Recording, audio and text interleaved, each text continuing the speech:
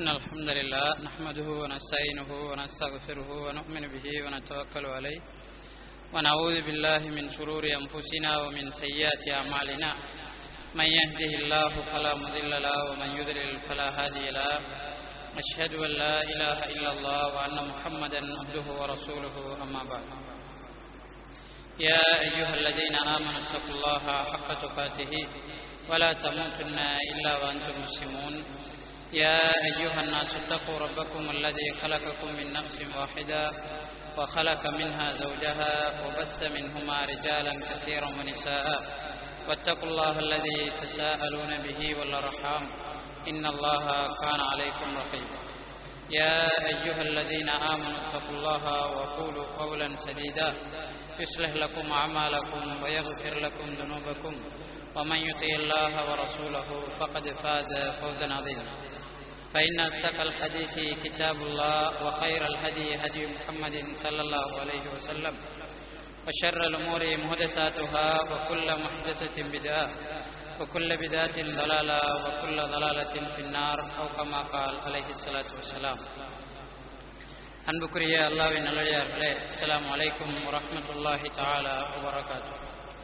புனிதமிக்க இந்த ரமலான் மாதத்தில் அவனுடைய அருள்முறையையும் அவனுக்கு எதிரான போதனைகளையும் தெரிந்து கொள்ள வேண்டும் என்ற நன்னோக்கத்தோடு நாம் எல்லாம் இங்கே குழுமியிருக்கின்றோம். அந்த அடிப்படையில் தொடர்ச்சியாக இஸ்லாமிய வரலாற்றில் தோன்றிய ஷியாக்கள் தொடர்பான கருத்துக்களை, அவர்களுடைய கொள்கைகளை நாம் அவதானித்து வருகின்றோம்.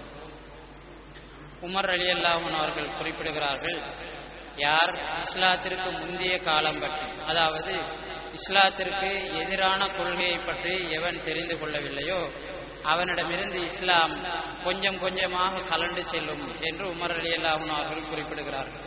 எனவே அன்புக்குரிய அல்லாஹ்வின் நல்லடியார்களே, நாம் இஸ்லாத்தை பின்பற்றுவதற்கு இஸ்லாத்திற்கு எதிரான கொள்கைகளையும் அதன் பலவீனத்தையும், அந்த எதிரான கொள்கையில் இருப்பவர்கள் எவ்வளவு மடமையிலும் மட்டரகமான சிந்தனையிலும் இருக்கிறார்கள் என்பதை தெரிந்து கொள்வதன் மூலம் எங்களுடைய ஈமான் வலுப்பெற முடியும். அதுபோல எங்களுடைய சகோதரர்களுடைய சிந்தனைகளையும் நாங்கள் அல்லாஹ் நாடினால் பாதுகாக்க முடியும். இதன் அடிப்படையில் தான் இஸ்லாத்திற்கும் முஸ்லிம்களுக்கும் முற்றிலும் எதிரான ஷியா கொள்கை தொடர்பாக நாம் அவதானித்து வருகிறோம். சென்ற வகுப்பிலே ஷியாக்களுடைய அடிப்படை மூலாதாரங்களாக அவர்கள் காட்டுகின்ற நூல்கள் பற்றியும் அதில் வருகின்ற அறிவிப்புகள் பற்றியும் நாம் சற்று விரிவாக அவதானித்தோம். இன்றைய தினம் அவர்களுடைய கொள்கையில் பிரதான இடத்தை வகிக்கின்ற இமாமத் பற்றிய சிந்தனை தொடர்பாக அவர்களுடைய கருத்துக்களையும் அதற்கு எதிரான கருத்துக்களையும் அவதானிப்பது பொருத்தமாக இருக்கும் என்று நினைக்கிறேன். அன்புக்குரிய அல்லாஹ்வின் நல்லடியார்களே, இந்த இமாமத் பற்றிய சிந்தனை, அதாவது தலைமைத்துவம் பற்றிய சிந்தனை ஷியாக்களிடம் இருக்கின்ற மிகவும் பிரதானமான முக்கியமான ஒரு சிந்தனை. அதாவது அல்லாஹ்வுடைய நம்பிக்கையை விடவும் ரசூல் ஸல்லல்லாஹு அலைஹி வஸல்லம் அவர்கள் பற்றிய நம்பிக்கையை விடவும் முதன்மையான இடத்தை வகிக்கின்ற ஒரு நம்பிக்கையாக இந்த தலைமைத்துவம் பற்றிய நம்பிக்கை ஷியாக்களிடம் இருக்கிறது. ஷியாக்களை பொறுத்தவரைக்கும், அதாவது நான் ஷியாக்கள் என்று சொல்வது ராஃபிலாக்களை குறிக்கும். இமாம் இப்னு ஹஜர் ரஹிமஹுல்லாஹ் அவர்கள் சொல்வதைப் போல பிற்பட்ட காலத்தில் ஷியா என்ற பதம் பிரயோகிக்கப்பட்டால் அது ராஃபிலாக்களைத்தான் குறிக்கும் என்று குறிப்பிடுகிறார்கள். எனவே நான் இந்த சொற்பொழிவுகளிலே ஷியா என்று சொல்வது ராஃபிலா என்று சொல்வதைத்தான் என்று நான் இங்கே முதலில் கூறிக்கொள்ள விரும்புகிறேன். அன்புக்குரிய அல்லாஹ்வின் நல்லடியார்களே, ஷியாக்கள் தங்களுடைய இமாம்களாக 12 பேரை அறிமுகப்படுத்துகிறார்கள். அந்த 12 பேரும் யார் என்று கேட்டீர்கள் என்றால், அலி ரலியல்லாஹு அன்ஹு அவர்கள் முதன்மையானவராகவும், இரண்டாவது அவருடைய மகன் ஹசன் ரலியல்லாஹு அன்ஹு அவர்களும், மூன்றாவதாக ஹுசைன் ரலியல்லாஹு அன்ஹு அவர்களையும், அதற்கு பிறகு ஹுசைனுடைய மகன் அலி, பின்பு அலியினுடைய மகன் முஹம்மதுடைய மகன் ஜாஃபர், பிறகு ஜாஃபருடைய மகன் மூசா, பிறகு மூசாவுடைய மகன் அலி, பிறகு அலியுடைய மகன் முஹம்மது, பிறகு முஹம்மதுடைய மகன் அலி, பிறகு அந்த அலியுடைய மகன் ஹசன், பிறகு ஹசனுடைய மகன் முஹம்மது என்று குறிப்பிடுகிறார்கள். இப்படி 12 இமாம்களை குறிப்பிடுகின்ற ஷியாக்கள் 12வது இமாம் தற்போதும் உயிருடன் வாழ்ந்து கொண்டிருப்பதாகவும் அவர் எதிர்காலத்தில் இந்த உலகிற்கு அனுப்பப்படுவார், மீண்டு வருவார் என்றும் ஷியாக்கள் கருதுகிறார்கள். இந்த 12 இமாம்கள் ஏன் 12 பேர் என்று ஷியாக்கள் மட்டிடுகிறார்கள் என்று கேட்டீர்கள் என்றால், அதை ஷியாக்களுடைய ஒரு நூலிலே அவர்கள் தெளிவுபடுத்தி இருக்கிறார்கள். உண்மையாக ஷியாக்கள் யார், அவர்கள் சொல்வதென்ன என்ற ஒரு புத்தகம் ஷியாக்களினால் எழுதப்பட்டிருக்கிறது. இந்த புத்தகம் 2011ஆம் ஆண்டு குவைட்டிலே அச்சிடப்பட்டிருக்கின்றது. இந்த புத்தகத்தின் 9வது பக்கத்திலே ஷியாக்கள் ஏன் நாங்கள் 12 இமாம்களை சொல்லுகிறோம் என்று குறிப்பிடுகிறார்கள். அதிலே ரசூல் ஸல்லல்லாஹு அலைஹி வஸல்லம் அவர்கள் 12 இமாம்கள் வருவார்கள், அவர்கள் வரும் வரை இந்த உலகம் அழியாது என்று குறிப்பிட்ட ஹதீஸை இவர்கள் குறிப்பிடுகிறார்கள். உண்மையில் ரசூல் ஸல்லல்லாஹு அலைஹி வஸல்லம் அவர்கள் புகாரியில் குறிப்பிடுகின்ற அந்த ஹதீஸில் 12 இமாம்கள் என்று இல்லை, 12 ஹலீஃபாக்கள் என்றுதான் இருக்கிறது. ரசூல் ஸல்லல்லாஹு அலைஹி வஸல்லம் அவர்கள் அரசியல் ரீதியான 12 தலைமைத்துவங்களை குறிப்பிட்டார்களே தவிர மார்க்க ரீதியான தலைமைத்துவத்தை ரசூல் ஸல்லல்லாஹு அலைஹி வஸல்லம் அவர்கள் குறிப்பிடவில்லை. இங்கே ஷியாக்களுடைய இமாம்களை நாங்கள் எடுத்து பார்த்தோம் என்று சொன்னால், அவர்களில் அலி ரலியல்லாஹு அன்ஹு அவர்கள் அரசியல் ரீதியான தலைமைத்துவத்தை வகித்திருக்கிறார். ஹசன் ரலியல்லாஹு அன்ஹு அவர்கள் அரசியல் ரீதியான தலைமைத்துவத்தை 6 மாதங்கள் வகித்திருக்கிறார். இவருக்கு பின்னால் வந்த எவருமே அரசியல் ரீதியான தலைமைத்துவத்தை வகிக்கவில்லை, அதாவது முஸ்லிம்களுக்கு கலீஃபாவாக இருக்கவில்லை. எனவே ஷியாக்கள் தங்களுடைய 12 இமாம்கள் என்ற கொள்கைக்கு இந்த ஹதீஸை ஆதாரம் காட்டுவது எந்த வகையிலும் தொடர்பற்றது என்பதை நாங்கள் புரிந்து கொள்கிறோம். எனவே 12 இமாம்கள் என்பது ஷியாக்கள் அவர்களாக உருவாக்கி கொண்ட கொள்கையை அல்லாமல் ஹதீஸுக்கும் குர்ஆனுக்கும் இதற்கும் சம்பந்தம் இல்லை என்பதை நாங்கள் புரிந்து கொள்ளலாம். இந்த 12 இமாம்கள் விஷயத்தில் அஹ்லு சுன்னாக்கள் என்ன நிலைப்பாட்டில் இருக்கிறார்கள் என்று நாங்கள் பார்த்தோம் என்று சொன்னால், இந்த 12 இமாம்களிலே ஷியாக்களுடைய 12 இமாம்களிலும் 3 பேர் சஹாபாக்களாக இருக்கிறார்கள். அலி ரலி, ஹசன் ரலி, ஹுசைன் ரலி, இவர்கள் மூவரும் சஹாபாக்களாக இருக்கிறார்கள். அடுத்து வருகின்ற 6 பேர், ஹுசைன் ரலியுடைய பரம்பரையில் வருகின்ற அடுத்த 6 பேரும் தாபீன்கள், தப தாபீன்களில் வந்த அஹ்லு சுன்னா வல் ஜமாஅத்தினரின் முக்கிய அறிஞர்களாகவும் பிரபல்யம் பெற்றவர்களாகவும் இருக்கிறார்கள். ஆக மொத்தம் 9 பேர் அஹ்லு சுன்னாக்களிடம் மதிப்புக்கும் மரியாதைக்கும் மிக்கவர்களாக, புகழுக்குரியவர்களாக இருக்கிறார்கள். அடுத்தது 10வது 11வது இமாம்களை பொறுத்தவரைக்கும் அஹ்லு சுன்னாக்களுடைய நூல்களில் இவர்களை கண்டுகொள்ள முடியாது. இவர்கள் அறிவிலோ வணக்க வழிபாட்டிலோ அவ்வளவு பிரபல்யம் வாய்ந்தவர்கள் கிடையாது. 12வது இமாம் என்று ஷியாக்கள் சொல்லுகின்ற அவரை பொறுத்தவரைக்கும் அவர் இந்த உலகத்தில் பிறக்கவே கிடையாது. அப்படி ஒரு அட்ரஸே உலகத்தில் இல்லை. ஹசன் அல் அஸ்கரியை பொறுத்தவரைக்கும் அவர் இளம் வயதிலேயே மரணித்து விட்டார். ஷியாக்கள் சொல்லக்கூடிய 11வது இமாம் ஹசன் அல் அஸ்கரி, அவர் இளம் வயதில் திருமணம் முடித்து மரணித்து விட்டார். அவருக்கு குழந்தை கிடைக்கவில்லை. ஷியாக்களினுடைய கொள்கையின்படி ஒவ்வொரு இமாமினுடைய மூத்த பிள்ளைதான் அடுத்த இமாமாக வருகிறார்.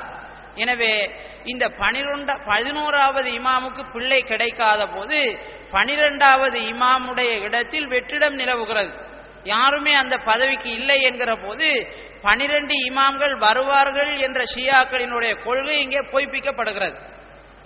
எனவேதான் இந்த இக்கட்டான சந்தர்ப்பத்திலிருந்து விடுபடுவதற்காக ஷியாக்கள் ஒரு பொய்யை இட்டுக்கட்டி கொண்டார்கள்.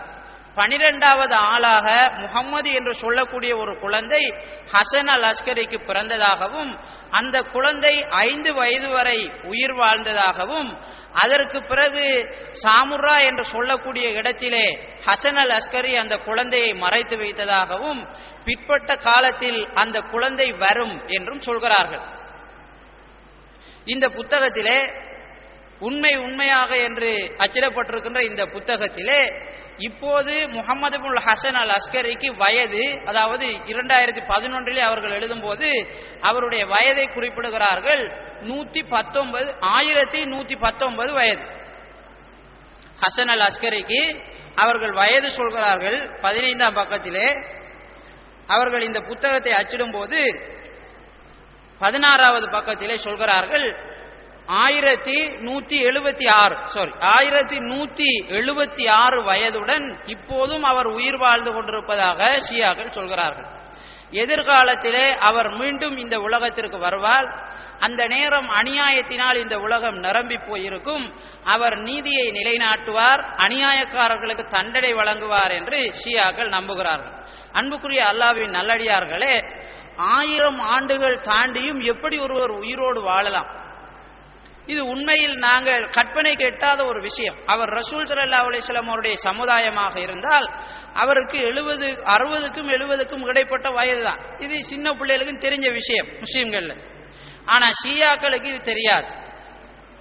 இதற்கு ஷியாக்கள் ஆதாரம் சொல்கிறார்கள். இப்படி ஒருவர் வாழ முடியுமா, இது சாத்தியமா என்று இந்த புத்தகத்திலே கேள்வி கேட்டுவிட்டு அதுக்கு ஆதாரம் சொல்கிறார்கள். ஈசா அலைஹிஸ்ஸலாம் அவர்கள் இன்று வரை உயிரோடு வாழ்ந்து கொண்டிருக்கிறார்கள் என்று நாங்கள் நம்புகிறோம். அதுபோன்று ஹிதர் அலைஹிஸ்ஸலாம் அவர்களும் உயிரோடு வாழ்ந்து கொண்டிருக்கிறார்கள். எனவே இது போலதான் இமாம் மஹ்தி என்று சொல்லக்கூடிய இந்த 12வது இமாமும் உயிரோடு வாழ்ந்து கொண்டிருக்கிறார் என்று ஷியாக்கள் ஆதாரம் பிடிக்கிறார்கள். எதை வைத்து ஆதாரம் பிடிக்கிறார்கள்? ஈசா அலைஹிஸ்ஸலாம் உயிரோடு வாழ்ந்து கொண்டிருக்கிறார், அது மாதிரி ஹிதர் அலைஹிஸ்ஸலாமும் உயிரோடு வாழ்ந்து கொண்டிருக்கிறார். ஹிதர் அலைஹிஸ்ஸலாம் உயிரோடு வாழ்ந்து கொண்டிருக்காரான்றதை பொறுத்த வரைக்கும் அது எங்கட சமுதாயத்தில் பரவி இருக்கின்ற இட்டுக்கட்டப்பட்ட ஒரு செய்தி. அதுக்கும் அல் குர்ஆனுக்கும் சுன்னாவுக்கும் சம்பந்தம் கிடையாது. ஈசா அலைஹிஸ்ஸலாம் உயிர் வாழ்வதை பொறுத்த வரைக்கும் அவர் எங்க வாழ்றாருன்னு எங்களுக்கு தெரியாது. அல்லாஹு தஆலா அவரை உயர்த்தி கொண்டான் என்று குர்ஆனில் வருகிறது. அல்லாஹு தஆலா அவரை உயர்த்தி கொண்டார். அவர் அல்லாஹுடைய நாட்டப்படி குர்ஆனிலே அல்லாஹு தஆலா சொன்னதின் பிரகாரம் இருக்கிறார். அவர் எதிர்காலத்தில் வருவார். ஆனால் ரசூல் ஸல்லல்லாஹு அலைஹி வஸல்லம் அவருடைய சமுதாயத்திற்குரிய வயதை ரசூல் ஸல்லல்லாஹு அலைஹி வஸல்லம் அவர்கள் சொல்லும்போது என்னுடைய சமுதாயத்தின் வயது 60க்கும் 70க்கும் இடைப்பட்ட ஆண்டுகள் என்று ரசூலுல்லாஹ் சொல்றாங்க. இன்னும் ஒரு ஹதீஸில் 1 நூற்றாண்டு என்று ரசூல் ஸல்லல்லாஹு அலைஹி வஸல்லம் அவர்கள் சொல்கிறார்கள். இன்று இருக்கின்ற எவரும் அடுத்த நூற்றாண்டில் உயிரோடு இருக்க மாட்டீங்கன்னு ரசூல் ஸல்லல்லாஹு அலைஹி வஸல்லம் அவர்கள் சொல்கிறார்கள். அப்போ ஒரு ஜெனரேஷனுடைய வயது 100 ஆண்டுகள் என்று ரசூல் ஸல்லல்லாஹு அலைஹி வஸல்லம் அவர்கள் சொல்கிறார்கள். எனவே எந்த அடிப்படையிலும் ரசூல் ஸல்லல்லாஹு அலைஹி வஸல்லம் அவர்களுடைய சமுதாயத்தில் பிறந்த ஒருவராக அவர் இருந்தால் இன்று வரைக்கும் உயிர் வாழ முடியாது. உலகத்தில் தானே அவர் உயிர் வாழணும். உலகத்தில் உயிர் வாழ்றதா இருந்தால் மனிதனுக்கு தேவையான சாப்பாடு, அவருக்கு தேவையான மற்ற தேவைகளை பூர்த்தி செய்கின்ற விதத்தில் அவருக்குரிய எல்லாமே அனுப்பப்படணும். யார் அனுப்புறா, என்ன நடக்குது, அவர் உயிரோடு இருக்காரா, யாரு கண்ட, என்ன அட்ரஸ், எதுவுமே தெரியாது. அப்ப இது ஷியாக்கள் தங்களுடைய கொள்கையை பாதுகாத்துக் கொள்வதற்காக வெறுமனே உருவாக்கி கொண்ட ஒரு கற்பனை கதையே இது. சரி, நாம ஷியாக்களுடைய இமாம்களில் கிட்டத்தட்ட 9 பேர் அஹ்லு சுன்னா வல் ஜமாஅத்திடம் மதிப்புக்கும் மரியாதைக்கும் உரியவர்களாக இருப்பதாகவும் அஹ்லு சுன்னா வல் ஜமாஅத்தினுடைய அறிஞர்களாக இருப்பதாகவும் நாம் சொன்னோம். ஷியாக்கள் ஏற்றுக்கொள்கின்ற 9 இமாம்களை இப்படி அஹ்லு சுன்னாக்கள் மதிக்கும் போது ஏன் நாம் ஷியாக்களுடன் முரண்பட வேண்டும் என்ற ஒரு கேள்வி வருகிறது. ஏன் ஷியாக்களுக்கும் அஹ்லு சுன்னாக்களுக்கும் இடையில் முரண்பாடு? அலி ரலியை அஹ்லு சுன்னா மதிக்கிறாங்க, ஹசன் ரலியை மதிக்கிறார்கள், ஹுசைன் ரலியை மதிக்கிறார்கள், அது போன்று ஹுசைன் ரலியுடைய பரம்பரையில் வந்த 6 பேரை மதிக்கிறார்கள். இந்த 9 பேரையுமே ஷியாக்கள் தங்களுடைய இமாம்கள் என்று சொல்கிறார்கள். எனவே அஹ்லு சுன்னா மதிக்கின்ற ஒரு குழுவையே ஷியாக்கள் தங்களுடைய இமாம்களாக தலைவர்களாக வைத்திருக்கும் போது ஏன் நாம் அவர்களுடன் முரண்பட வேண்டும் என்ற ஒரு கேள்வி வருகிறது. அன்புக்குரிய அல்லாஹ்வின் நல்லடியார்களே, அஹ்லு சுன்னா வல் ஜமாஅத்தினரை பொறுத்தவரைக்கும் இந்த இமாம்களுடைய கூற்றுக்களையும் அவர்களுடைய சட்டங்களை சார்ந்த விஷயங்களையும் ஆதாரபூர்வமாக தங்களுடைய நூட்களிலே பதிவு செய்து வைத்திருக்கிறார்கள். இஸ்லாத்தையும் முஸ்லிம்களையும் அழிப்பதற்காக முஸ்லிம்கள் என்ற போர்வையில் முஸ்லிம்களுக்குள் நடித்து வாழ்ந்தவர்கள் அஹ்லுல் பைத்திலே பிரபல்யம் அடைந்திருந்த சிலருடைய பெயரை பயன்படுத்தி இஸ்லாத்திற்கு எதிரான நிறைய கதைகளை இட்டுக்கட்டினார்கள், நிறைய சட்டங்களை உருவாக்கினார்கள், புதிய சிந்தனைகளை மக்களுக்கு மத்தியில் விதைக்க ஆரம்பித்தார்கள். அது இஸ்லாத்தை பற்றி தெரியாத சிலருடைய சிந்தனையில் நல்லதாகப்பட்டது. அதை அவர்கள் பின்பற்றியதனால் அவர்களுடைய அந்த அஹ்லு சுன்னா வல் ஜமாஅத்தினர் மதிக்கின்ற இந்த அஹ்லுல் பைத்தினுடைய கொள்கை இதுதான் என்று நம்புகின்ற அளவுக்கு ஷியாக்கள் இன்றைக்கு வாழ்கிறார்கள். எனவே நாம் ஷியாக்களை எதிர்ப்பதினூடாக இந்த இமாம்களை எதிர்க்கிறோம் என்பது அர்த்தம் கிடையாது. அலி ரலியையோ ஹசன் ரலியையோ ஹுசைன் ரலியையோ அல்லது அவர்களுடைய பிள்ளைகளையோ எதிர்க்கிறோம் என்பது அர்த்தமில்லை.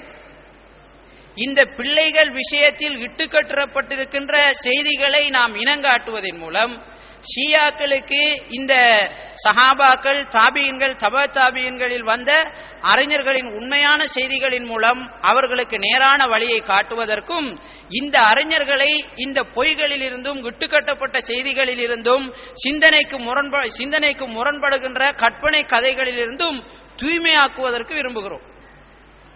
எனவே இதை நாங்கள் தெளிவாக புரிந்து கொள்ள வேண்டும். நான் ஒரு இலங்கையிலே பிரச்சாரத்தில், தௌஹீத் பிரச்சாரத்தில் ஈடுபடுகின்ற ஒரு சகோதரருடன் இந்த விஷயங்கள் தொடர்பாக ஷியாக்களுடைய மோசமான கொள்கைகள் சிலதை அவருக்கு நான் எடுத்து சொன்னேன். சொன்னபோது அவர் என்னிடம் சொன்னார், நாம் இந்த மாதிரி அறிஞர்கள் எல்லாம் மோசமானவர்கள் என்று சமுதாயத்திற்கு இனங்காட்ட வேண்டும் என்று அவர் என்னிடம் சொன்னார். அப்ப அவர் ஷியாக்களை எதிர்ப்பதற்கு கையாளுகின்ற உத்தியாக அவர் சொல்லுவது, இந்த அலி அலி, அதுக்கு பிறகு ஹசன் அலி, ஹுசைன் அலி, அவருக்கு பிறகு வந்த ஹுசைன் அலியுடைய பிள்ளைகளில் சிலர், சஹாபாக்களை விட்டாலும் இது பின்னால வந்த இந்த சிலர் மோசமான ஆக்கள், இவங்களை நாம பின்பற்றக்கூடாது, எடுக்கக்கூடாதுன்னு சமுதாயத்துக்கு இனங்காட்டிடணும். இனங்காட்டினா தான் இந்த ஷியா கொள்கையிலிருந்து மக்களை பாதுகாக்கலாம் என்று அவர் சொல்கிறார். நான் அவரிடம் சொன்னேன், நீங்கள் சொல்வது தப்பு. அல்லாஹு தஆலா சொல்கிறான், எந்த ஒரு கூட்டத்தின் மீது கொண்ட கோபமும் அவர்களுக்கு நீங்கள் நீதி செலுத்துவதிலிருந்து உங்களை தடுத்து விட வேண்டாம் என்று அல்லாஹு தஆலா சொல்கிறான். இந்த இமாம்களை பொறுத்தவரைக்கும் அவர்கள் உயிர் வாழுகின்ற காலத்திலேயே ஷியாக்களை எச்சரித்திருக்கிறார்கள். எங்கள் மீது இவர்கள் பொய் சொல்கிறார்கள் என்று சமுதாயத்திற்கு சொல்லி இருக்கிறார்கள். இமாம் ஜாஃபர் சாதிக்கை பொறுத்தவரைக்கும் நாம் நேற்று பார்த்த சில அறிவிப்புகளில் அவர் ஷியாக்களுக்கு எந்த அளவுக்கு பொய்யர்கள் என்பதை இமாம் ஜாஃபர் சாதிக்கை சொல்கிறார். இதை ஷியாக்களே தங்களுடைய நூல்களில் பதிவு செய்து வைத்திருக்கிறார்கள். எனவே நாம் இங்கே ஷியாக்களுடன் முரண்படுவதெல்லாம் அஹ்லுல் பைத்துகளை பாதுகாப்பதற்காகவும் அவர்களை பற்றி அல்லாஹு தஆலா சொல்லி இருக்கின்ற சிறப்புகளை பாதுகாப்பதற்காகவுமே அல்லாமல் அவர்களை பற்றி மோசமான ஒரு சித்திரத்தை சமுதாயத்திற்கு உருவாக்குவதற்கு அல்ல. அவர்கள் பெயரினால் உருவாக்கப்பட்டிருக்கின்ற மோசமான கலைகளை சமுதாயத்திலிருந்து களைவதற்கே நாங்கள் விரும்புகிறோம். அன்புக்குரிய அல்லாஹ்வின் நல்லடியார்களே, எங்களுடைய சமுதாயத்திலே முஹைதீன் அப்துல் காதர் ஜீலானியை பற்றி மோசமான பல கதைகளை உருவாக்கி வைத்திருக்கிறார்கள். அவர் சொன்னதாகவும் அவரை கடவுள் என்ற ஸ்தானத்திற்கு உயர்த்தியும் எங்களுடைய சமுதாயத்தில் பலர் புகழுகிறார்கள். நாம் இந்த கதைகளை எதிர்ப்பதின் ஊடாக முஹம்மது இப்னு அப்துல் காதர் ஜீலானியை எதிர்த்ததாக ஆகாது. முஹம்மது இப்னு அப்துல் காதர் ஜீலானியை பொறுத்தவரைக்கும் இந்த கதைகளுக்கு முதல் எதிரி அவர்தான். ஏனென்றால் அவர் வாழும் போது தௌஹீத் கொள்கையை இந்த சமுதாயத்திற்கு சொல்லி இருக்கிறார். அவர் வாழும் போது சொன்ன கொள்கைகளை அறிஞர்கள் பதிவு செய்து வைத்திருக்கிறார்கள். அவருடைய நூலும் இருக்கிறது. எனவே அன்புக்குரிய அல்லாஹ்வின் நல்லடியார்களே, இந்த ஒரு வித்தியாசத்தை நாங்கள் புரிந்து கொள்ள வேண்டும். அதற்கு அடுத்ததாக இந்த இமாம்கள் விஷயத்தில் ஷியாக்கள் சொல்லக்கூடிய அஹ்லுல் பைத்துகளில் சிலரை தங்களுடைய இமாம்களாக ஷியாக்கள் ஏற்றுக்கொண்டு அவர்கள் விஷயத்தில் என்ன நம்பிக்கை வைத்திருக்கிறார்கள் என்பதை ஷியாக்களுடைய நூல்களிலிருந்து நாம் அவதானிப்போம். ஷியாக்களிடம் இமாம்கள் பற்றிய இந்த நம்பிக்கை இஸ்லாத்தினுடைய அடிப்படையான கடமைகளில் ஒன்றாக இருக்கிறது.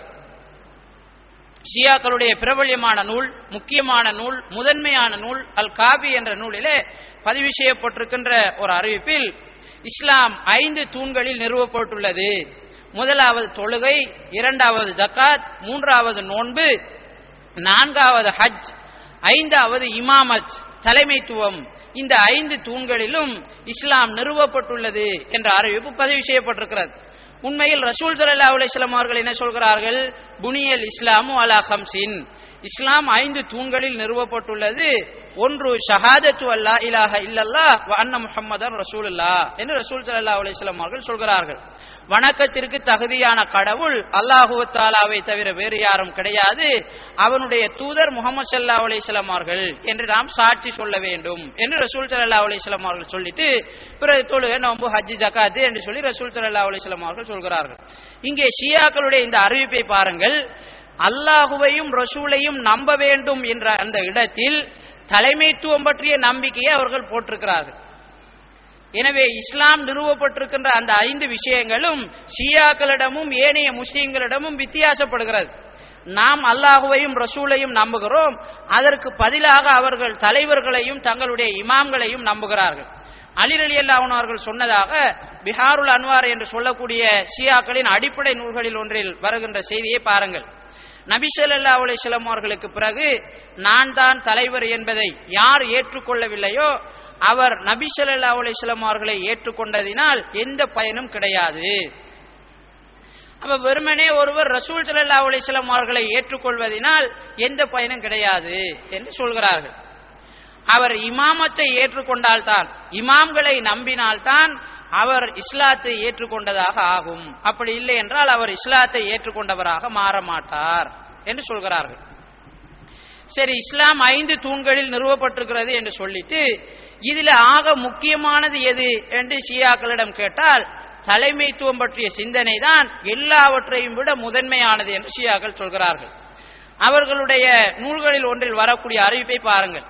நபி ஸல்லல்லாஹு அலைஹி வஸல்லம் அவர்கள் 120 தடவைகள் மியராஜுக்கு போனாங்களாம். அவர் ரசூலுல்லாஹ்க்கு தன் வாழ்ந்த காலத்துல பெரும்பான்மையான பகுதியை மியராஜுக்கு போறதுலாம் கழிச்சிருக்காங்க ரசூல் ஸல்லல்லாஹு அலைஹி வஸல்லம் அவர்கள். நாம நம்புறோம் ஒரு தடவை தான் ரசூல் ஸல்லல்லாஹு அலைஹி வஸல்லம் அவர்கள் மியராஜுக்கு போனாங்க. ஆனா இங்க அறிவிப்பு பாருங்க, ரசூல் ஸல்லல்லாஹு அலைஹி வஸல்லம் அவர்கள் 120 தடவைகள் மியராஜுக்கு போனார்கள். ஒவ்வொரு தடவையும் அல்லாஹு தஆலா அவருக்கு வஹி அறிவித்தான். அல்லாஹ் அவருக்கு வஹி அறிவிக்கும் போது ஒவ்வொரு தடவையும் கடமைகள் பற்றி சொன்னதை விட, அதாவது தொழுகை, நோன்பு, ஜகாத்து, ஹஜ்ஜு இந்த மாதிரி கடமைகள் பற்றி சொன்னதை விட அதிகமாக அலி ரலியல்லாஹு அன்ஹு அவர்களுடைய ஆட்சி தலைமைத்துவம் பற்றியும் அவருக்கு பிறகு அவர்களை தொடர்ந்து வரும் இமாம்களின் ஆட்சி பற்றியும் தான் அதிகமாக ரசூல் ஸல்லல்லாஹு அலைஹி வஸல்லம் அவர்களுக்கு அல்லாஹு தஆலா உபதேசம் செய்தான் என்ற ஒரு அறிவிப்பை இந்த ஷியாக்கள் தங்களுடைய நூல்களிலே பதிவு செய்து வைத்திருக்கிறார்கள். அப்ப ஷியாக்களிடம் அல்லாஹ்வை பற்றி நம்புறதோ ரசூலை பற்றி நம்புறதோ முதன்மையானது கிடையாது. இமாம்களை பற்றி நம்புவதுதான் முதன்மையானது. தொழுகை, நோன்பு, ஜகாத்து, ஹஜ்ஜி இதெல்லாம் அவர்களிடம் பெரிய முக்கியத்துவம் வாய்ந்த ஒன்று கிடையாது.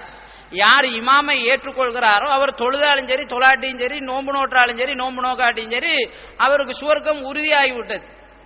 எனவே இந்த மாதிரி கடமையெல்லாம் அவர்களிடம் பெரிது கிடையாது. இதனால் தான் அவர்கள் ஷியாக்கள் தொழுகையிலோ, நோன்புலோ, ஹஜ்ஜிலோ, ஜகாத்து கொடுப்பதிலோ பெரிதாக கவனம் செலுத்துவதில்லை.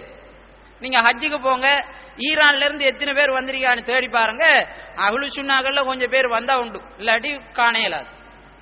அந்த அளவுக்கு தான் ஈரானில் வருகின்ற அந்த சனத்திரலுக்குள் காண முடியாது. அந்த அளவுக்கு தான் ஷியாக்கள் ஹஜ் விஷயத்தில் கவனம் செலுத்துகிறார்கள். அடுத்து ஷியாக்கள் தங்களுடைய இமாம்கள் விஷயத்தில் வைத்திருக்கக்கூடிய இன்னும் ஒரு நம்பிக்கை என்னென்றால், ரசூல் ஸல்லல்லாஹு அலைஹி வஸல்லம் அவர்களுக்கு பிறகு தலைமைத்துவம் ஆட்சி என்பது அலி ரலியல்லாஹு அன்ஹு அவர்களுக்கும், அவருக்கு பிறகு ஹசனுக்கும், அவருக்கு பிறகு ஹுசைனுக்கும், அதற்கு பிறகு ஹுசைனுடைய பிள்ளைகளுக்கும் தான் சொந்தமானது. அவங்க ஆட்சி செய்யணும் என்றுதான் ரசூல் ஸல்லல்லாஹு அலைஹி வஸல்லம் அவர்களும் வசியத்து செய்திருந்தார்கள் என்று ஷியாக்கள் குறிப்பிடுகிறார்கள். இது தொடர்பாக ஷியாக்கள் இந்த நூல்ல அந்த அறிவிப்பை சொல்றாங்க, ஆதாரத்தை சொல்றாங்க. 7ஆம் பக்கத்துல அந்த ஆதாரத்தை சொல்றாங்க. என்ன ஆதாரமா?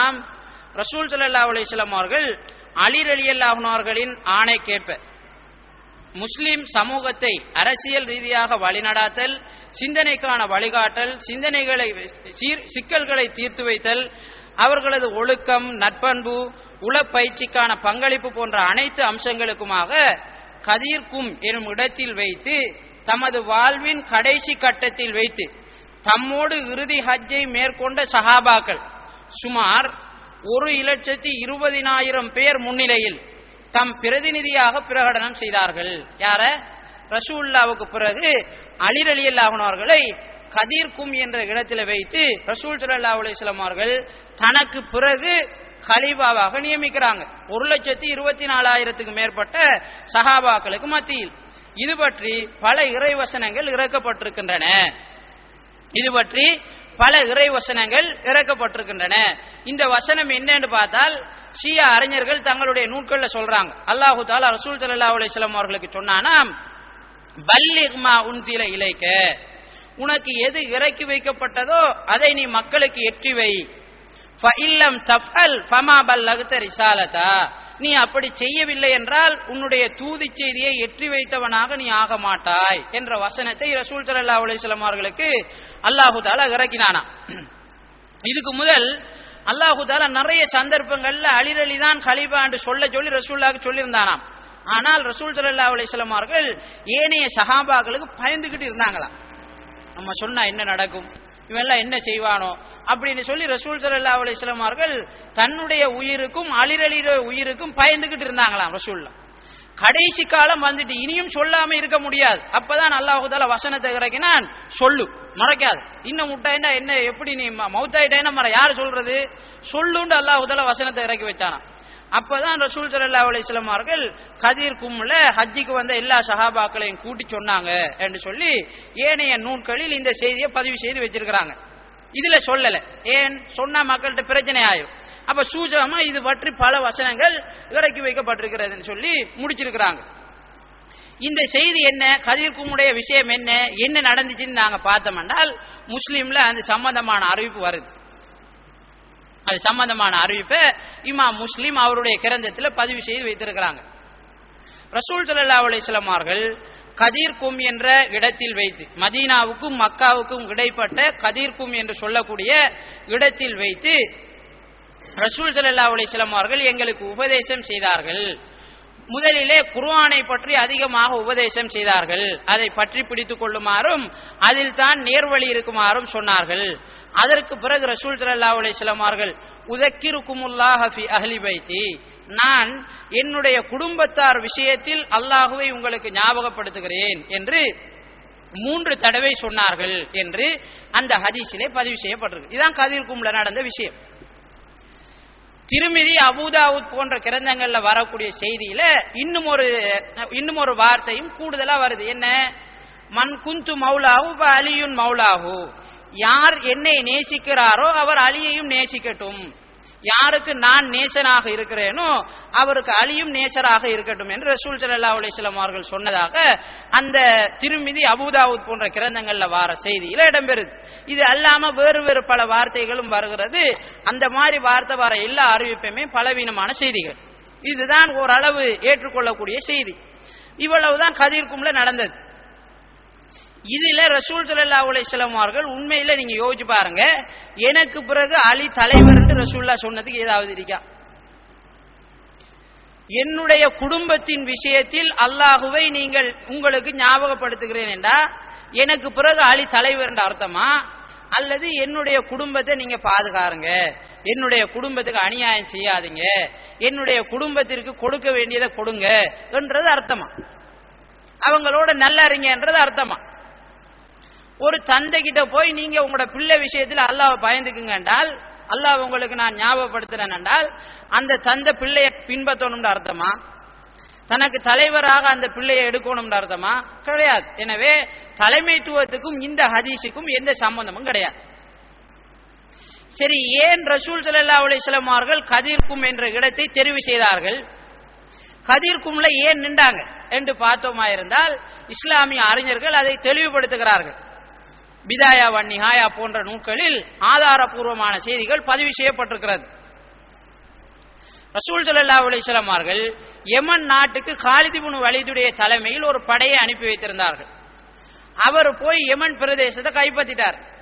ரசூல் ஸல்லல்லாஹு அலைஹி வஸல்லம் அவர்களுக்கு தூது செய்தி அனுப்புகிறார், உங்களுடைய பங்கை, அதாவது கனிமத் பொருட்கள்ல 5ல் 1 பங்கை ரசூல் ஸல்லல்லாஹு அலைஹி வஸல்லம் அவர்களுக்கு கொடுக்கணும். இது கடமையா இருந்துச்சு. காலித் இப்னு வலீத் தூது செய்தி அனுப்பினார், உங்களுடைய பங்கை எடுப்பதற்கு ஒருவர் அனுப்புங்க என்று சொல்லி ரசூல் ஸல்லல்லாஹு அலைஹி வஸல்லம் அவர்கள் அலிரலியை அனுப்பினார். அலிரலியை யமனுக்கு அனுப்பி வைத்தார்கள். அலிரலி அங்க போய் காலித் இப்னு வலீத் கிட்ட இருந்து அந்த பகுதியை பெற்று அதிலிருந்த ஒரு பெண்ணை தேர்வு செஞ்சு அன்றைக்கே என்ன செஞ்சிட்டார், அந்த அடிமை பெண்ணோட வீடு கூடிட்டார். இது இருந்த சஹாபாக்களுக்கு ஒரு அருவருப்பா இருந்துச்சு. என்னடா அது வந்தோடனே இந்த மாதிரி கேசாண்டு சஹாபாக்கள் கொஞ்சம் அலி ரலியல்லாஹு அன்ஹு அவர்கள் மீது கொஞ்சம் கோபப்பட்டாங்க. இந்த மாதிரி ஒரு சம்பவம் நடந்துச்சு. அப்ப ரசூல் ஸல்லல்லாஹு அலைஹி வஸல்லம் அவர்கள் இந்த கசப்புணர்வை நீக்குவதற்காக, இந்த சம்பவம் யாரோட சம்பந்தப்பட்டது? மதீனாவாசிகளோட சம்பந்தப்பட்டது. ரசூல் ஸல்லல்லாஹு அலைஹி வஸல்லம் அவர்கள் கதீர் கும் என்ற இடத்தை தேர்வு செய்கிறார்கள். கதீர் கும் என்ற இடம் ஹஜ்ஜாஜிகள் அனைவரும் கூடி கலைகின்ற இடம் கிடையாது. இந்த 1,20,000 பேர் இருந்தாங்கன்னு சொல்றது முழு பொய். ஹஜ்ஜாஜிகள் கூடுகின்ற இடமும் மக்கா தான், கலைகின்ற இடமும் மக்கா தான். ஹஜ்ஜாஜிகள் மக்காவுக்கு போவாங்க, போன உடனே தவாஃபுல் குதும் செய்வாங்க, இறங்கினதுக்காக தவாஃப் செய்வாங்க. பிரிகின்ற போதும் மக்காவுல இருந்து பிரிவாங்க, தவாஃபுல் வதா செஞ்சுட்டு பிரிவாங்க, பிரியாவுடைய தவாபன்னு சொல்லி செஞ்சுட்டு பிரிவாங்க. அப்ப பிரிகிற இடமும் மக்கா தான், கூடுற இடமும் மக்கா தான். இந்த கதிர் கும்மை பொறுத்த வரைக்கும் மக்காவில் இருந்து 250 கிலோமீட்டர் தொலைவில் உள்ள ஒரு பிரதேசம். மக்காவில் இருந்து சுமார் 250 கிலோமீட்டர் தொலைவில் உள்ள பிரதேசம் தான் இந்த கதிர் கும் என்று சொல்லக்கூடிய பிரதேசம். அப்ப ஹஜ்ஜிக்கு வந்த மக்காவாசிகள் கதிர்க்கும் 250 கிலோமீட்டர் ஏன் போகணும்? போக மாட்டாங்க, அவங்க மக்காவில இருந்துருவாங்க. மற்ற நாடுகள்ல இருந்து வந்தாக்கள் மக்காவில இருந்தே பிரிந்து அவங்க நாட்டுக்கு போயிருவாங்க. கதிர் கும்முண்ட இடத்துக்கும் அதை தாண்டி போற ஆக்களும் ஒரே ஆக்கள் யாரு? மதீனாவாசிகள். அந்த மதீனாவுக்கு செல்லக்கூடிய பாதையிலே தங்களுடைய வசிப்பிடங்களை கொண்டிருக்கிறவர்கள். இவர்கள் மாத்திரம்தான் அந்த வழியால போவாங்க. ரசூல் ஸல்லல்லாஹு அலைஹி வஸல்லம் அவர்கள் மதீனாவாசிகளிடம் இந்த மாதிரி ஒரு கசப்புணர்வு இருந்ததற்காக, ஒரு தப்புணர்வு இருந்ததற்காக கதீர் கும் என்ற இடத்திலே இந்த செய்தியை சொன்னாங்க. அலி ரலியல்லாஹு அன்ஹு அவர்கள் மீது இருக்கின்ற அந்த உணர்வை இல்லாம ஆக்குறதுக்காக அலி ரலியை நீங்க நேசிங்க அப்படின்னு ரசூல் ஸல்லல்லாஹு அலைஹி வஸல்லம் அவர்கள் சொன்னார்கள். ரசூலுல்லாஹ் எல்லா சஹாபாக்களுக்கும் இந்த செய்தியை சொல்ல வேண்டும் என்ற அவசியம் இருந்திருந்தால் அரபா தினத்தில் சொல்லியிருப்பாங்க, மினாவுல வச்சு சொல்லியிருப்பாங்க, ஹஜ்ஜாஜிகள் எல்லாம் கூடி கலையிற இடம் மக்காவுல வச்சு சொல்லியிருப்பாங்க. எங்கேயுமே செல்லாம கதீர் கும்ல சொன்னாங்கன்றால் இது மதீனாவாசிகளோட சம்பந்தப்பட்டிருப்பதனால மதீனாவாசிகளை போற வழியில பார்த்து நாம சரி செஞ்சுக்கலாம், மற்றவர்களுக்கு இந்த செய்தியை சொல்ல வேண்டிய அவசியம் இல்லை என்று ரசூல் ஸல்லல்லாஹு அலைஹி வஸல்லம் அவர்கள் கருதினார்கள். இன்னும் சில அறிவிப்புகளின்படி நாங்கள் பார்க்கிறோம், ரசூல் ஸல்லல்லாஹு அலைஹி வஸல்லம் அவர்கள் ஜக்காத்து பொருட்களை சேகரித்து வருவதற்காக அலி ரலியல்லாஹு அன்ஹு அவர்கள் அனுப்பி வைத்திருந்தார்கள். அலி ரலியல்லாஹு அன்ஹு அவர்கள் ஜக்காத்து பொருட்களை சேகரித்து அதுல இருந்த பிராணிகள் மிருகங்கள்ல யாரையும் ஏற விடாம ஒரு ஆளை பொறுப்பாக்கி நீங்க இதுல யாரையும் ஏற விடக்கூடாது, பிரயாணம் செய்யக்கூடாதுன்னு அவர்கிட்ட சொல்லிட்டு அலி ரலி முன்னுக்கு வந்துட்டாங்க. முன்னுக்கு வந்ததுக்கு பிறகு அலி ரலி பாதையில பாக்குறாங்க, வார வழியில பாக்குறாங்க, ஜக்காத்து பொருள்ல இந்த மாதிரி ஏறி பிரயாணம் செஞ்சு பொறுப்பு போட்டாலே ஏறிட்டு வர நிலைமை ஆயிடுச்சு.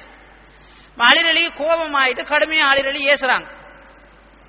மக்காவுக்கு வராங்க. வந்த டைம்ல ரசூல் ஸல்லல்லாஹு அலைஹி வஸல்லம் அவர்களிடம் அந்த குழு முறைப்பாடு செய்கிறது, இந்த மாதிரி நடந்துச்சு, அலி ரலி இந்த மாதிரி மோசமா நடந்துகிட்டாருன்னு சொல்லி அந்த குழு முறைப்பாடு செஞ்சுட்டு இதுவும் மதீனாவாசிகளோடு சம்பந்தப்பட்ட ஒரு செய்தியாக இருந்ததனால் ரசூல் ஸல்லல்லாஹு அலைஹி வஸல்லம் அவர்கள் ஹஜ்ஜை முடித்துவிட்டு திரும்புகின்ற போது கதீர் கும் என்ற இடத்தை இதற்காக பயன்படுத்தி கொண்டார்கள். இந்த விஷயத்துக்கு விளக்கம் சொல்றதுக்காகவும் அல்லது அலி ரலியல்லாஹு அன்ஹு அவர்கள் மீது இருக்கின்ற கோபத்தை இல்லாமலாக்குவதற்காகவும் பயன்படுத்தி கொண்டார்கள் என்று இன்னும் சில அறிஞர்கள் குறிப்பிடுகிறார்கள். சிலர் என்ன சொல்றாங்கன்னா, ரசூல் ஸல்லல்லாஹு அலைஹி வஸல்லம் அவர்கள் மக்காவிலிருந்து மதீனாவுக்கு போறதுக்கு 6 அல்லது 7 நாட்கள் எடுக்கும்.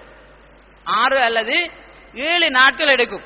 நம்ம பிரயாணம் செய்யற மாதிரி இப்ப வேகமான வாகனங்களோ பிளைட் வசதிகளோ அன்றைக்கு இருக்கல. பாலைவனத்தின் ஊடாக ஒட்டகம், குதிரை இந்த மாதிரி பிராணிகள்ல தான் பிரயாணம் செய்வாங்க. இந்த மாதிரி செய்யற நேரம் கடுமையான வெயிலா இருக்கும், இருள் வரும். இந்த மாதிரி சந்தர்ப்பங்கள்ல ரசூல் ஸல்லல்லாஹு அலைஹி வஸல்லம் அவர்கள் ஓய்வெடுப்பாங்க. இந்த மாதிரி சந்தர்ப்பங்கள்ல இடையில ரசூல் ஸல்லல்லாஹு அலைஹி வஸல்லம் அவர்கள் ஓய்வெடுப்பார்கள். அப்ப ரசூல் ஸல்லல்லாஹு அலைஹி வஸல்லம் அவர்கள் போற வழியில் கதீர் கும் என்ற இடத்தில் ஓய்வெடுத்தார்கள். ஓய்வெடுத்த சந்தர்ப்பத்தில் எல்லா சஹாபாக்களும் மதீனாவாசிகள் எல்லோரும் ஒன்றாக இருந்ததற்காக அலி ரலியல்லாஹு அன்ஹு அவர்கள் மீது இருந்த இந்த தப்புணர்வை இல்லாமலாக்குவதற்குரிய சந்தர்ப்பமாக அதை பயன்படுத்தி கொண்டார்கள் என்று சில அறிஞர்கள் குறிப்பிடுகிறார்கள். இது தவிர ஷியாக்கள் சித்தரிப்பதை போன்று எந்த வாசகமோ அதற்கான எந்த சாத்தியமோ இந்த ஹதீஸில் கிடையாது. ஷியாக்கள் அலி ரலி தான் தலைவர் என்பதற்கு சொல்லுகின்ற பிரதானமான ஆதாரம் இது. அதுக்கும் ஷியாக்கள் சொல்ற பிரச்சாரத்துக்கும் எந்த சம்பந்தமும் கிடையாது. சரி, ரசூல் ஸல்லல்லாஹு அலைஹி வஸல்லம் அவர்களுக்கு பிறகு யார் தலைவர், யார் தான் கலீஃபா? ரசூலுல்லாஹ் அப்படி ஏதாவது முன்னறிவிப்பு செஞ்சிருக்கிறாங்களா, ஏதாவது வழிகாட்டல் இருக்குதான்னு நாங்க ஹதீஸ்களை பார்த்தோமா இருந்தால் ரசூல் ஸல்லல்லாஹு அலைஹி வஸல்லம் அவருடைய ஹதீஸ்களில் அதற்கான சில வழிகாட்டல்கள் இருக்கிறது.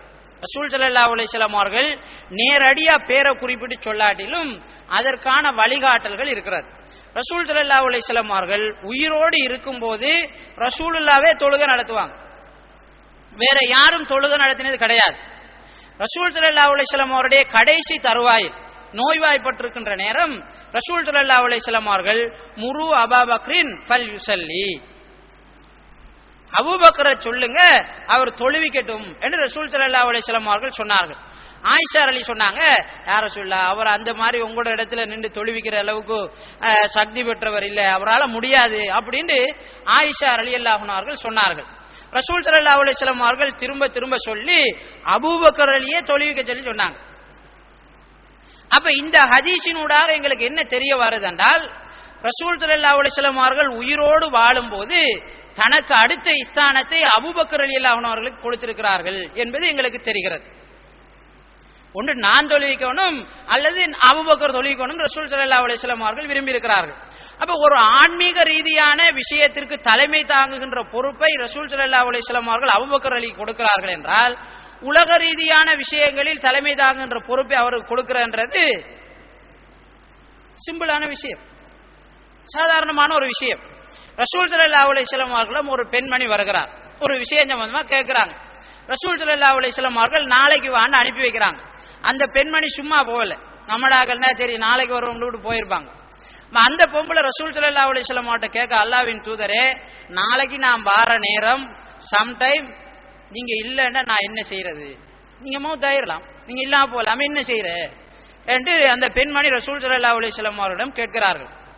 ரசூல் ஸல்லல்லாஹு அலைஹி வஸல்லம் அவர்கள் சொல்கிறார்கள், அபூபக்கர்கிட்ட போங்க, நான் அந்த இடத்துல இல்லாட்டி அபூபக்கர் இருப்பாரு, அவர்கிட்ட போ என்று ரசூல் ஸல்லல்லாஹு அலைஹி வஸல்லம் அவர்கள் வழிகாட்டுகிறார்கள். அப்ப அவருடைய இடத்தில் ரசூல் ஸல்லல்லாஹு அலைஹி வஸல்லம் அவர்கள் அவருக்கு பிறகு அபூபக்கர் ரலியல்லாஹு அன்ஹு அவர்களை வழிகாட்டி இருப்பதை நாங்கள் பார்க்கிறோம். அபூபக்கர் அலி தான் அந்த இடத்துக்கு தகுதியானவர் என்று ரசூல் ஸல்லல்லாஹு அலைஹி வஸல்லம் அவர்கள் சொல்லி இருக்கிறத நாங்க பார்க்கிறோம். சரி, இதெல்லாம் விட்டுடுவோம். ரசூல் ஸல்லல்லாஹு அலைஹி வஸல்லம் அவருடைய காலத்தில் மிகவும் சிறந்தவர்கள் யார் என்று இப்னு உமர் ரலியல்லாஹு அன்ஹு அவர்கள் அறிவிக்கிற செய்தி புகாரில பதிவு செய்யப்பட்டிருக்கு. இப்னு உமர் ரலியல்லாஹு அன்ஹு அவர்கள் சொல்கிறார்கள், ரசூல் ஸல்லல்லாஹு அலைஹி வஸல்லம் அவருடைய காலத்தில் மிகவும் சிறப்புக்குரியவராக நாங்கள் ரசூல் ஸல்லல்லாஹு அலைஹி வஸல்லம் அவர்களை கருதுவோம். அவருக்கு பிறகு அபூபக்கர் ரலியல்லாஹு அன்ஹு அவர்களை நாங்கள் கருதுவோம். அதற்கு பிறகு உமர் ரலியல்லாஹு அன்ஹு அவர்களை நாங்கள் கருதுவோம். அதுக்கு பிறகு நாங்கள் விட்டுடுவோம். அதுக்கு பிறகு நாங்கள் ஒன்றும் சொல்றது இல்லை. ரசூலுல்லாஹ்க்கு பிறகு யார் சிறப்புக்குரியவர்னு கேட்டால் அபூபக்கர்னு சொல்லுவோம். அதுக்கு பிறகு சிறப்புக்குரியவர் யாருன்னு கேட்டால் உமர் என்று சொல்லுவோம் என்று இப்னு உமர் ரலியல்லாஹு அன்ஹு அவர்கள் சொல்கிறார்கள். இந்த செய்தி மக்களுக்கு மத்தியில பரவலான ஒரு செய்தியாக இருந்தது. ரசூல் ஸல்லல்லாஹு அலைஹி வஸல்லம் அவர்களுக்கும் இந்த செய்தி தெரிந்திருந்தது. ஆனா ரசூலுல்லாஹ் அங்கீகரிச்சுட்டு அப்படியே இருந்தாங்க. அப்ப எங்களுக்கு இப்ப தெரியுது, ரசூலுல்லாஹ்வுக்கு பிறகு சிறப்புக்குரியவர் இந்த சமுதாயத்தில் அபூபக்கர் ரலிதான் என்பதை ரசூலுல்லாஹ் கூட அங்கீகரிச்சிருந்திருக்கிறாங்க என்பது எங்களுக்கு இங்க தெரிய வருது. இப்ப ரசூல் ஸல்லல்லாஹு அலைஹி வஸல்லம் அவர்கள் தனக்கு பிறகு யார் கலீஃபா, யார் தலைவர் என்பதை எந்த இடத்திலும் சொல்லவில்லை என்று வைத்துக் கொண்டால், இந்த ஒரு செய்தியே ரசூலுல்லாஹ்வுக்கு பிறகு அபூபக்கர் தான் தலைவர் என்பதற்கு போதுமானது ரலியல்லாஹு அன்ஹு. ஏன், ஒரு முக்கியமான இடத்தில் எங்கள் எல்லோராலும் மதிக்கப்படுகின்ற ஒருவர் இருக்கிறார். அவர் மரணித்ததற்கு பிறகு அடுத்து நாங்கள் எல்லோருமாக சேர்ந்து யாரை மதிக்கிறோமோ அவருக்கு தானே கொடுக்கணும் அந்த இடத்து. அதானே உண்மை, அதானே யதார்த்தம். நாங்க எல்லாரும் மதிக்கிற ஒரு தலைவர் இருக்கிறார், அவர் மரணிக்கிறார். அதுக்கு பிறகு நாங்க எல்லாரும் அதுக்கு அடுத்துதான் யாரை மதிக்கிறோமோ அவருக்கு தான் அந்த தலைமைத்துவத்தை கொடுக்கணும். அவர் தான் அதுக்கு தகுதி. அப்ப ரசூல் ஸல்லல்லாஹு அலைஹி வஸல்லம் அவருடைய காலத்திலேயே சஹாபாக்களால் ரசூலுல்லாஹ்வுக்கு பிறகு அதிகமாக மதிக்கப்பட்ட ஒருவர் அபூபக்கர் ரலியல்லாஹு அன்ஹு தான், அதுக்கு அடுத்ததாக. அப்ப ரசூலுல்லாஹ் மரணித்ததற்கு பிறகு மக்கள் எல்லோரிடமும் பெரும்பான்மையான ஆதரவையும் மதிப்பையும் பெற்றவராக அபூபக்கர் ரலியல்லாஹு அன்ஹு அவர்கள் இருந்ததனால் அவர்தான் அடுத்த கலீஃபாவுக்கு தகுதியானவர். அது மாதிரி அபூபக்கர் ரலியல்லாஹு அன்ஹு அவர்கள் தலைவர் என்பதில் எந்த ஒருவரும் கருத்து முரண்பாடு படவில்லை. சஹாபாக்களோ அறிஞர்களோ யாருமே கருத்து முரண்பாடு படல. அலி அலி பையத் செஞ்சிருந்தாங்க, ஹசன் அலி பையத் செஞ்சிருந்தாங்க, ஹுசைன் அலி பையத் செஞ்சிருந்தாங்க, அஹ்லுல் பைத்தில் இருந்தார்கள் பையத் செஞ்சிருந்தாங்க. எல்லாருமே பையத் செஞ்சு அபூபக்கர் ரலியல்லாஹு அன்ஹு அவருடைய தலைமைக்கு கீழே இருந்தாங்க. அபூபக்கர் அலி சொற்ப காலம் ஆட்சி செஞ்சாரு, சுமார் 3 வருடங்கள் ஆட்சி செஞ்சாரு. தலைக்கு மேலால பிரச்சனை இருந்துச்சு. ஒரு கூட்டம் ஜகாத்து கொடுக்க மறுத்துச்சு, இன்னொரு கூட்டம் என்ன மதம் மாறுச்சு. ஒரு பக்கத்தால பொய் நபிமார் கொஞ்சம் பேர் தோன்றிட்டு நான் நபிதாண்டான்ட்டு அவன் ஒரு பக்கத்தால குழப்பத்தை ஏற்படுத்திட்டு இருந்தாங்க. இன்னொரு பக்கத்துல உசாமாட பட கட்டாயம் ரசூல் ஸல்லல்லாஹு அலைஹி வஸல்லம் அவர்கள் தயாரித்து அனுப்பினதனால கட்டாயம் வெளிக்கிளம்பி போக வேண்டிய அவசியம் இருந்தது. இந்த மாதிரி நிறைய பிரச்சனைகள் அபூபக்கர் ரலியல்லாஹு காலத்தில் இருந்துச்சு. சும்மா நாம யோசிச்சு பார்ப்போம். அபூபக்கர் தலைவர் ரலியல்லாஹு அவர்கள் தான் தலைவர் என்பதில் அந்த மக்கள் எல்லோரும் கருத்தொற்றுமை பட்டிருக்கவில்லை என்றால் இந்த மாதிரி மலை போல இருந்த பிரச்சனைகளை அபூபக்கர் ரலியல்லாஹு அவர்களால் தீர்த்திருக்க முடியுமா? முடியாது. அபூபக்கர் ரலியல்லாஹு அவர்களால இந்த மாதிரி நிறைய பிரச்சனைகளை தீர்த்திருக்க முடியாது. ஜகாத் கொடுக்க மறுத்த கூட்டத்துக்கு எதிராக போராடுறாங்க, இஸ்லாத்தை விட்டு போனாக்களுக்கு எதிராக போராட்டம் நடக்குது, பொய் நபிமார்களுக்கு எதிராக போராட்டம் நடக்குது. உஸாமா ரலியல்லாஹு அவருடைய படையை அனுப்ப வேணாண்டு உமர் ரலியே வந்து என்ன செய்யறாரு, அபூபக்கர் ரலிகிட்ட ஆலோசனை சொல்றாரு. சொல்ல தயாரிச்சு வச்சாங்கதான். ஆனா இந்த நேரம் கிலாபத்துக்கு அச்சுறுத்தலான நேரம், நிறைய பிரச்சனைகளை நாம முகம் கொடுத்துட்டு இருக்கோம், எனவே கொஞ்சம் தாமதப்படுத்தி அனுப்புவோம் உமர் அலி சொல்றார். அப்புறம் அபூபக்கர் அலி சொன்னாரு, ரசூலுல்லாஹ் தயாரித்த படையை நான் பிற்படுத்த மாட்டேன், அதை அனுப்பிய தீர்வுன்னு அனுப்பி வச்சார். உமர் அலியும் அந்த படையில இருந்தாங்க. அபூபக்கர் அலி உஸாமாவோட பேசி இவர் இங்க இருக்கிற பிரச்சனைகளை பார்க்கறதுக்காக இங்க மதீனாவில் அவர் இருக்கட்டும் என்று சொல்லி தலைவர் அனுமதிச்சதின் அடிப்படையில் உமர் அலி அபூபக்கர் அலியோட தங்கினாங்க. இப்ப இந்த மாதிரி படை அனுப்புறாங்க, எல்லா படைகளும் வெற்றி அடைகிறது. அபூபக்கர் அலியோட காலத்தில் எழுந்த எல்லா பிரச்சனைகளையும் முடிச்சு ஒரு பலமான ஸ்திரமான ஆட்சியை அபூபக்கர் அலி உருவாக்கிட்டு மௌத்தாகிறார். உண்மையில அந்த மக்கள் எல்லோருமாக சேர்ந்து அபூபக்கர் அலியை தலைவராக ஏற்றுக்கொள்ளவில்லை என்று சொன்னால் இந்த மாதிரி ஒரு ஸ்திரமான ஆட்சியை தனி மனிதனாக நின்று அவரால் உருவாக்க முடியாது. எனவே எல்லோரும் கருத்தொற்றுமைப்பட்டு ஒருவருடைய தலைமைத்துவத்துக்கு கீழ் இருக்கும் போது இல்ல அவங்களுக்குள்ள பிரச்சனை இருந்துச்சுன்னு சொல்றதுக்கு நாம யாரு? எனவே எல்லோரும் கருத்தொற்றுமைப்பட்டிருந்த விஷயத்தில் நாம பிரச்சனையை உருவாக்கி வீண் பழிகளை சுமத்தி அவங்கள சவிக்கிறதுல எந்த அர்த்தமும் கிடையாது. அல்லாஹு தாலாவிடம் நாம் ஈமானை பாதுகாத்து கொண்டு நாளை மறுமையில் சுவர்க்கம் அடைய வேண்டும் என்று சொன்னால் இந்த மாதிரி விஷயங்களில் தலையிடாமல் நாங்கள் இருக்க வேண்டும். வல்லோன் அல்லாஹு தாலா எம் சகோதரர்களுக்கு சரியான நேர்வழியை காட்டி சரியான புரிதலையும் சீக்கமான அறிவையும் அவர்களுக்கு வழங்கி நேர்வழிப்படுத்த வேண்டும் என்று நாம் எல்லோரும் இந்த சந்தர்ப்பத்தில் அவர்களுக்காக பிரார்த்திப்போம். அன்புக்குரிய அல்லாஹ்வின் நல்லடியார்களே, கிழக்கு மாகாணத்திலே காத்தான்குடியை ஷியாக்களினுடைய ஒரு தலைமையகமாக அல்லது முக்கியமான ஒரு இடமாக பயன்படுத்துவதற்கான ஆரம்ப அடித்தளங்கள் போடப்பட்டிருக்கிறது. நீங்கள் எல்லோரும் அவதானமாக அதில் இருக்க வேண்டும், அவர்களுக்காக பிரார்த்தனை செய்ய வேண்டும். அந்த பகுதியில் வாழ்கின்ற மக்களுக்கு இந்த செய்திகளை கொண்டு செல்ல வேண்டும். வல்லோன் அல்லாஹு தஆலா எம் அனைவருக்கும் அருள் புரிவானாக. ஆமீன் ஆமீன். வாஹிர் தவானா அல்ஹம்துலில்லாஹி ரப்பில் ஆலமீன். வஸ்ஸலாமு அலைக்கும் வரஹ்மத்துல்லாஹி தஆலா வபரகாத்துஹு.